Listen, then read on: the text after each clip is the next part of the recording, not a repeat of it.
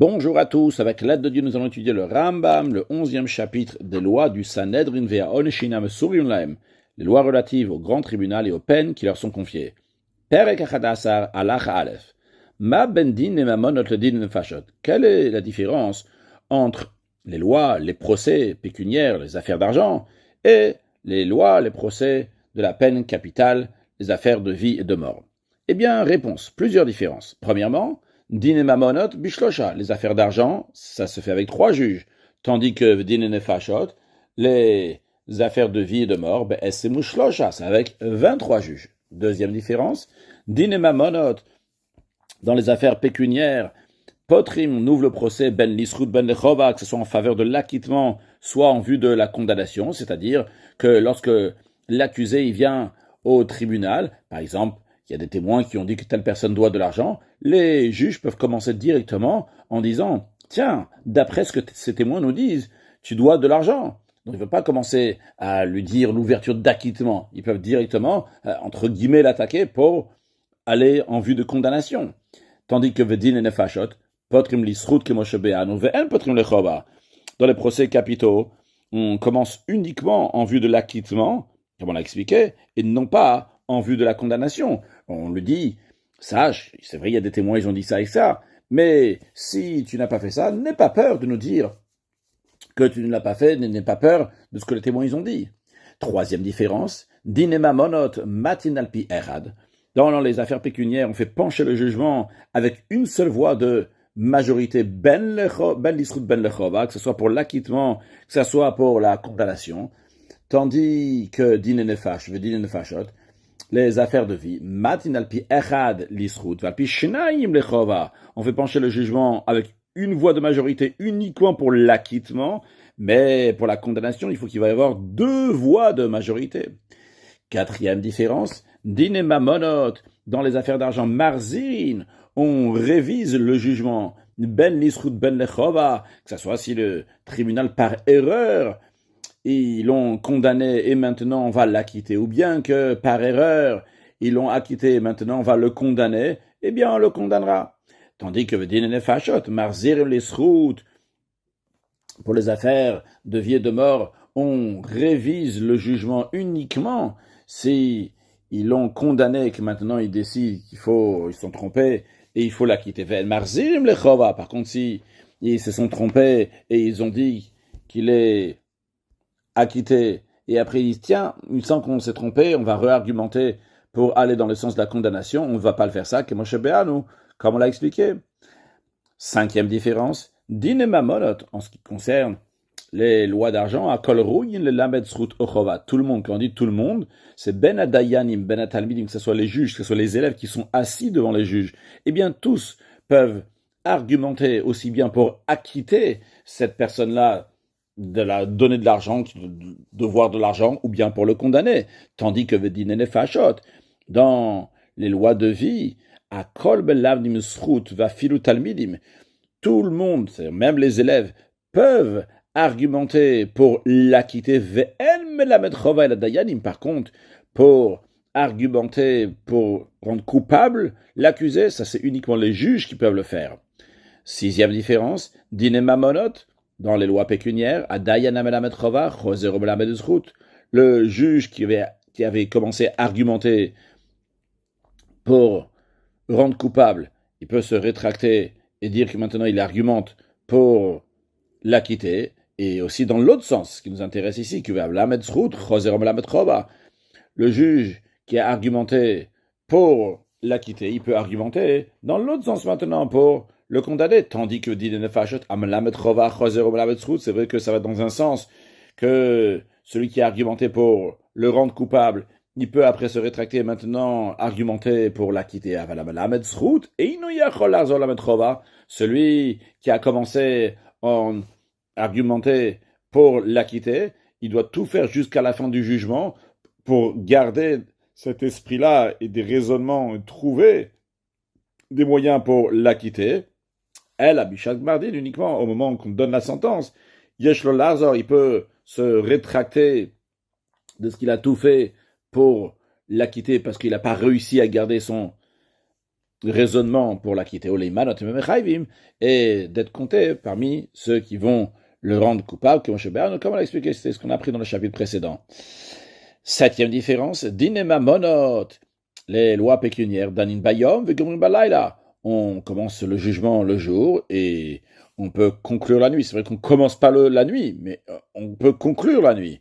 Tandis que din nefashot, les lois de vie, le procès de vie, danin bayom, vegomrim bayom, on doit juger le jour et conclure aussi le jour et non pas la nuit. Huitième différence, dinema monot, les lois pécuniaires, le procès, gomrim bobayom, on finit le jour même, ben lisrout, ben nechova, que ce soit pour acquitter l'accusé ou bien que ce soit pour le rendre coupable, tandis que vedin et nefashot, les procès de vie, gomrim bobayom, on finit le jour même uniquement si c'est lisrout, c'est pour acquitter la personne, ou bayom shre'achav lechova, par contre si c'est pour le rendre coupable, on ne va pas donner la sentence aujourd'hui, on va laisser passer la nuit et uniquement le lendemain, on va revoir les raisonnements pour arriver à cette conclusion-là de le rendre coupable.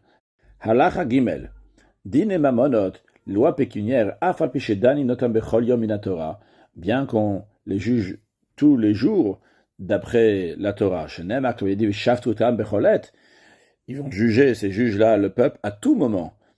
Midi vrai, malgré ça, d'ordre rabbinique, she'en dani be'erev Shabbat, qu'on ne juge pas la veille de Shabbat pour le respect du Shabbat, pour que les gens vont être libres pour préparer le Shabbat. Halacha dalet.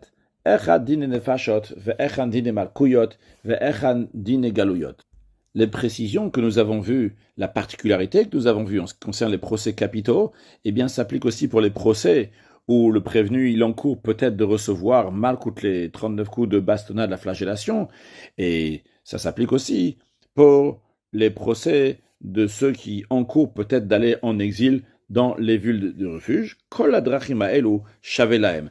Donc, et tout ce qu'on a mentionné avant, c'est exactement la même chose. Il y a juste une différence pour celui qui reçoit Malkout, le Shah Malkout Bishlosha, celui qui a la flagellation. Eh bien, ça peut être fait avec un tribunal de 3, et ça n'a pas besoin que ce soit le tribunal de 23, mais toutes les autres lois qu'on a vues avant s'appliquent dans celui qui est en cours de recevoir la flagellation et celui qui est en cours d'aller peut-être dans les villes de refuge. C'est la même loi que le procès capitaux. À part, donc, encore une fois, pour Malkout, que c'est uniquement 3 et pas 23. Encore une chose de Rav nous dit dans le même esprit, que toutes les lois que nous avons vues dans les procès capitaux, il n'y en a aucun qui s'applique au jugement d'un bœuf qui doit être lapidé parce qu'il a tué un être humain. Donc, en d'autres mots, ce bœuf qui doit être lapidé, il est considéré comme les lois pécuniaires, à l'exception d'une seule chose, chez Dinav, BS et Mushlosha, pour condamner donc, le bœuf qui doit être lapidé, ça c'est uniquement avec le tribunal donc, de 23 et non pas avec le tribunal de 3. Donc en autre mot, dans l'Achadal, on voit que Malkout c'est considéré comme les lois de vie, sauf qu'il n'y a pas besoin de 23 pour juger, et le Shoran Niskal, le bœuf qui est lapidé, lui c'est comme les lois pécuniaires, à l'exception d'une chose, qu'il y a besoin de 23 juges. Alachahe, un Messit, celui qui incite un autre juif à faire l'idolâtrie. Un dinar kishardin nefashot.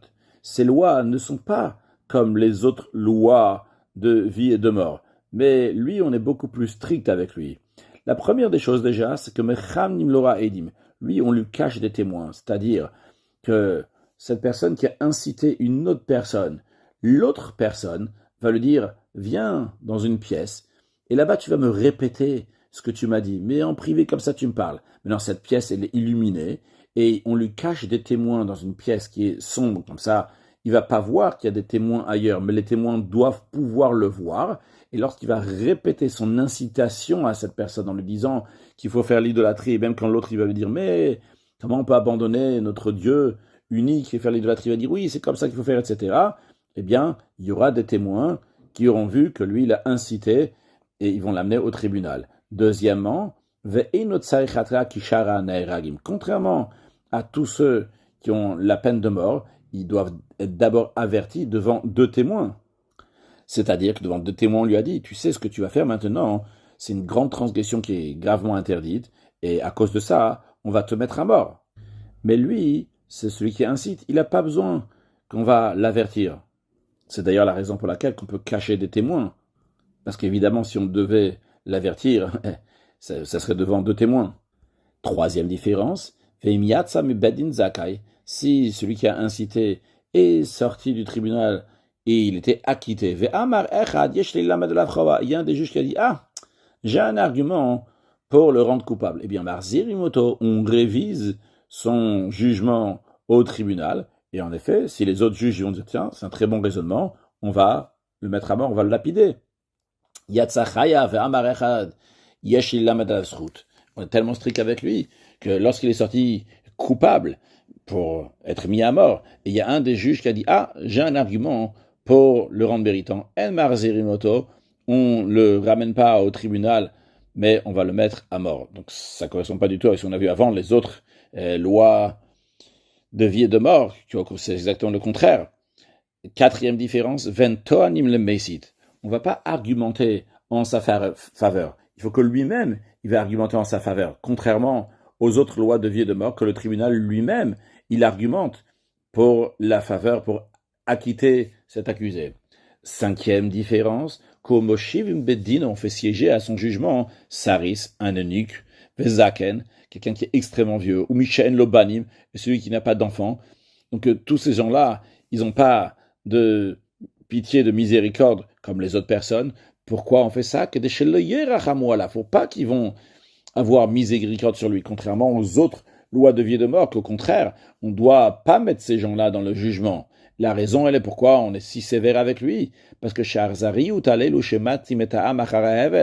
parce que la cruauté envers ceux qui trompent le peuple à la vanité, c'est la miséricorde pour le monde. C'est quelque chose de bien, qu'à travers ça, Dieu va avoir miséricorde sur le monde. Comme il est dit à propos d'une ville qui a été dévoyée, donc c'est-à-dire que ses habitants ont fait l'idolâtrie. Il y a écrit qu'il faut frapper les gens de la ville là-bas, les mettre à mort. Et dans la suite, il y a écrit, pour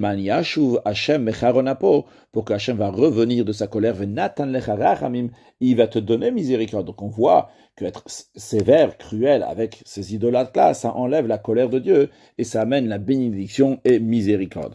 Halachavav, dine mamonot, dans les lois pécuniaires, et même lorsque on est en train de juger une certaine chose, si elle est pure ou impure, on commence la discussion avec le plus important des juges, donc c'est le Nasi qui est le chef des juges, on écoute ce qu'il a à dire, car en effet, dans les sages, c'est d'abord le plus grand sage qui parle en premier, tandis que Vedin et Nefesh. Donc le Ram est en train de dire encore une différence ici.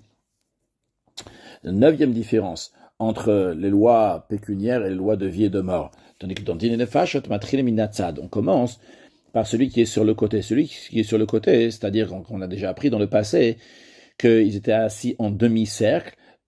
Au bout du cercle, de demi-cercle, il y a le Nasi et le Rosh Yeshiva qui sont assis, et après, de plus en plus, celui qui est le plus intelligent, plus savant, il est encore plus proche d'eux, et le dernier qui est tout au bout du siège, donc c'est celui qui est sur le côté, donc à l'autre extrême gauche de ce demi-cercle-là. Donc on commence de celui qui est le plus simple, on va dire, des juges, Venchom, il me dit, et on écoute les paroles donc, de celui qui est le plus important, donc du Nasi uniquement à la fin. En effet, qu'on a appris dans le passé, qu'on apprend ça du verset le Tane al-Riv lintot.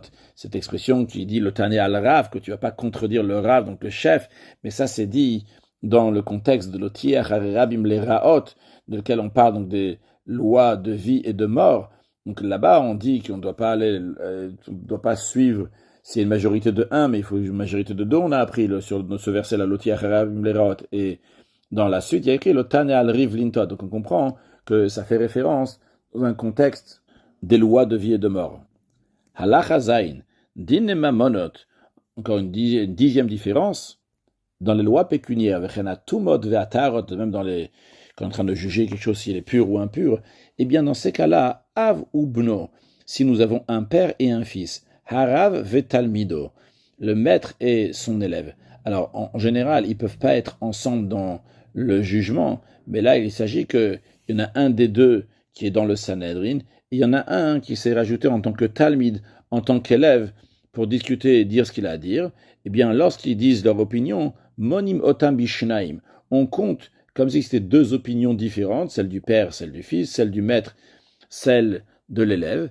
Donc ça, c'est dans les dîners mamonotes, dans les lois pécuniaires, ainsi que pureté et impureté, tandis que dîner nefashot, dans les procès capitaux, ou makot, et pour savoir si cette personne-là, elle doit encourir la peine de flagellation, vekidush hachodesh, la sanctification du mois, veibur hashana, et pour rendre l'année embolismique pour ajouter le mois de Hadar, eh bien, c'est différent que av ubno oharav et talmido, que s'il y a le père et le fils, ou bien l'élève et le maître et l'élève, monimotam be'echad, on va compter leur opinion comme si c'était une seule opinion. Quand on va faire le nombre à la fin, on va compter comme si c'est un et pas comme deux. Parce que vu que le fils, il suit en général l'opinion du père, c'est dans sa tête comme ça, et de même, donc l'élève, il suit l'opinion de son maître, c'est pas considéré comme deux opinions différentes. Dans la suite, on verra qu'on parle d'un élève ici, que lui-même, il n'a pas toutes les facultés pour réfléchir de lui-même. Évidemment, on ne parle pas d'un idiot, s'il est là-bas au Sanhedrin, parce qu'il est assez intelligent, mais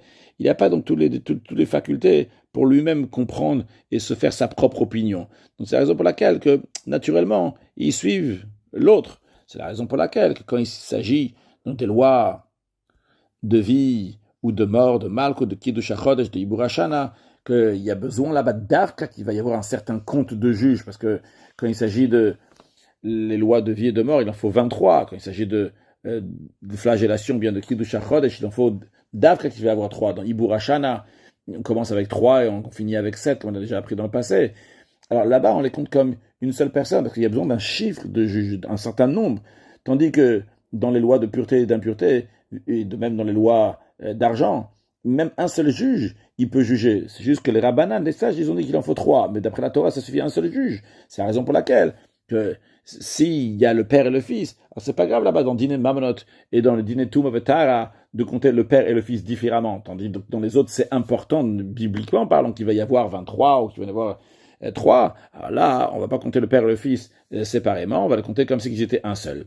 Halachachet, le Ram donne une précision sur ce qu'on vient de dire. Ça qu'on dit, on compte le père avec le fils, que ce soit de la manière qu'on a dit qu'on va compter en tant qu'une seule opinion, bien comme deux opinions, c'est pas dans un cas régulier que les deux ils sont dans le Sanhedrin, parce que s'ils sont proches de famille, ils peuvent pas juger ensemble, ils peuvent pas se trouver ensemble dans le Sanhedrin. Donc on peut pas mettre des juges qui sont proches l'un à l'autre. Qui gagne, alors comment ça peut arriver? C'est que même Sanhedrin, qu'il y a un des deux, c'est le père ou le fils qui était dans Sanhedrin. Mais l'autre, il faisait partie donc des élèves qui sont assis devant le Sanhedrin. Et chez Amar, et cet élève-là, donc ça peut être le père ou le fils, qui a dit Yesh li lamed zchut, j'ai de quoi argumenter en faveur donc d'acquittement, chova, ou bien pour rendre coupable. Quand on dit zchut ou chova ici, ça inclut aussi, s'il peut dire que la chose elle est pure ou impure, de dire qu'il faut Kadesh HaChodesh, donc rajouter encore un jour au mois, le 30e jour ou pas, ou bien rajouter un mois pour rendre l'année embolismique ou pas, eh bien, Shomim Varav, que les juges, donc, ils écoutent ce qu'il a à dire. Comme on a appris avant, que quand il y a un élève qui a de quoi dire, eh bien, on écoute ce qu'il a à dire. On argumente avec lui. Et donc, lorsqu'on va compter les opinions des juges pour la conclusion, voire la majorité, eh bien, il va être compté dans les juges. Dans le sens qu'on va compter son opinion pour compter ça en tant que majorité, tout simplement dire qu'on va compter ce qu'il a à dire comme une voix. Mais ça, c'est pas au moment du Gmardin, c'est pas au moment où on va trancher la loi. Car à la Khatet, ou Bishak Gmardin, au moment où on va trancher la loi, il faut que le proche qui était avec le Sanhedrin, il s'éloigne maintenant là-bas, il ne soit pas avec eux. Chez Dayan, Imakrovim, parce que si les juges sont proches de famille, ils sont inaptes pour le jugement ensemble, comme on apprendra dans les lois du témoignage, c'est les lois qui sont après les lois de Sanhedrin. Halachayud, Talmid Shayach Chacham ou Mevin, un élève qui était sage et il comprenait de lui-même donc des raisonnements et savoir faire de différence en tel cas et en autre cas, il n'a pas besoin de son maître pour ça. Mais Vayamechusa Kabbalah, ce qui lui manquait, c'est des choses que son maître il a reçues donc de ses maîtres à lui, et donc il est considéré un élève par rapport à son Rav pour apprendre non pas une manière de raisonner, mais pour savoir certaines informations. Eh bien, Rabo Moserlo Kabbalah Shutzaich La Bedinze, son maître peut lui donner, il lui donne cette Kabbalah, cette tradition qu'il a, donc les lois que lui il a à dire décortiquer maintenant, à comprendre et à mettre et à faire des raisonnements, etc., il peut lui donner ça, même pour ce din-là, ils ont un certain din, il dit qu'est-ce que vous pensez le Rav lui dit j'ai une tradition comme ci, comme ça. Après, lui-même, il va commencer à développer les choses tout seul, vos danim benin fashot, et là, il va juger avec lui dans les lois de vie et de mort, et son opinion va être comptée à part, parce que ce qu'on a dit avant, que son opinion n'est pas comptée à part, c'est lorsque c'est un élève que de lui-même, il n'est pas capable d'avoir ses propres opinions, il reçoit uniquement de son maître, mais ce qui n'est pas le cas ici. Halacha Yudalef, la 11e et dernière différence, à Kol Ksherim Ladundin et Mamonot, que, en ce qui concerne les lois d'argent, tout le monde peut les juger, à filou guerre, même un guerre. C'est quoi un guerre ici? C'est pas quand on dit en général un converti. Vehu sheti et imomi Israël. Le guerre ici, c'est quelqu'un que son père est un goy et sa mère est juive. Et il peut juger d'autres juifs. Par contre, veger dan et chavero hager afalpi she'en imomi Israël. Quelqu'un qui est converti parce que sa mère n'était pas juive et il s'est converti, il peut juger un autre guerre. Encore parmi ceux qui peuvent juger dîner mamonot les lois d'argent, mamzer, quelqu'un qui est né d'une relation illicite, un born, kasher ladundi de mamonot, il est apte pour faire les lois, pour juger les lois pécuniaires, malgré qu'il est borgne ou bien qu'il est mamzer. Aval bedin fashot, mais dans les lois de la peine capitale, peuvent les juger uniquement des juifs qui sont kohanim, bien qui sont lévim, bien qui sont Israël, mais de noble ascendance qui peuvent marier leurs filles à des kohanim. Et il ne faut pas qu'il y ait quelqu'un qui soit aveugle, même dans un seul œil, même pas de borgne, comme on l'a appris dans le chapitre 2. Conclure avec un mot du Rabbi, on voit comment la Torah fait très attention avant de punir un juif, chas shalom, même dans une petite punition d'argent. Il y a des lois pour l'argent, même quand il s'agit de l'argent seulement. La Torah chasal mamonam shel Israël, à tel point que c'est dîner mamonot, un dîner particulier. Un dîner mamonot, c'est avec 3 personnes. C'est pas suffisant qu'il va y avoir un seul juge pour le rendre coupable de donner de l'argent. Il faut qu'il y en ait 3. Spirituellement, cela veut dire que les lois d'argent d'un juif, c'est pas seulement à un seul niveau de divinité qui correspondrait à un juge, mais à 3 niveaux de divinité, 3 juges. Et quand il s'agit après des lois de vie et de mort, on fait encore plus attention à ça.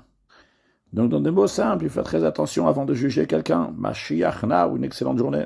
C'est arrivé, aval tana rekanit, mais s'il s'agit d'une preuve, une réclamation qui est vide, donc il n'y a aucune preuve à l'appui, on n'oblige pas du tout le défendeur de sortir de sa ville et d'aller au grand tribunal. Et la nish babim komo, il va jurer sur place, donc ce qu'on appelle un shuat heset, donc un serment dans lequel donc il va jurer qu'il doit rien du tout, veniftar, et il va être exempté. Et la raison pourquoi on dit ça, parce que sinon, n'importe quelle personne qui veut faire du mal à une personne riche, par exemple, il va lui dire, écoute, tu me dois ça, et si le riche va dire, non, il dit, bon, alors je vais aller à Yerushalayim. Et le riche va dire, oh là là, aller à Yerushalayim, bon, tiens, prends de l'argent et laisse-moi tranquille. Donc, c'est la raison pour laquelle il faut qu'il y ait une preuve, une réclamation, qui ne soit pas vide, qui soit avec quelque chose, avec des témoins, avec une preuve. Halachatet. C'est cette idée-là que nous avons dit, que l'un peut amener l'autre dans tel et tel tribunal. Il s'applique aussi aujourd'hui chez En Shambed Gadol, que de nos jours, nous n'avons pas le grand tribunal. Il y a des endroits dans lesquels il y a des grands sages, qui sont compétents pour le public, qui sont experts. D'ailleurs, il y a des élèves qui ne sont pas si compétents, experts qu'eux. Si le prêteur il a dit on va aller à tel endroit qui est dans notre terre, notre pays, dans notre ville, devant, moi je préfère aller donc pas dans notre ville, dans une autre ville. Donc là-bas, il y a quelqu'un de plus grand, un juge qui est plus grand, et on va juger devant lui. Et là-bas, on va faire le jugement. Eh bien, chez Kofinetalove, le tribunal local va obliger l'emprunteur, il va aller avec lui, et le Rambam dit qu'il y a comme ça des cas fréquents, d'après d'autres versions fréquentes, en tout cas, il y avait comme ça ça arrivait, en Sfarad, littéralement en Espagne, en tout cas, du côté où le Rambam habitait, qu'on demandait d'obliger la personne d'aller dans un autre tribunal si le plaignant voulait y aller. conclure avec un mot de chassidut qui n'est pas lié très directement avec ce qu'on a dit, mais on a dit quand il y a deux personnes chez Zeton, on a donné l'exemple qu'il y a deux personnes qui disent que le talit m'appartient à moi entièrement spirituellement. Quand il y a deux personnes qui disent le talit m'appartient à moi entièrement, c'est deux personnes qui ont fait une mitzvah. Et que là, il dit, donc c'est moi qui ai ce mérite-là, et l'autre il dit, c'est moi qui ai ce mérite-là. Qui vont se partager le mérite de cette mitzvah. Mashiach na, une excellente journée.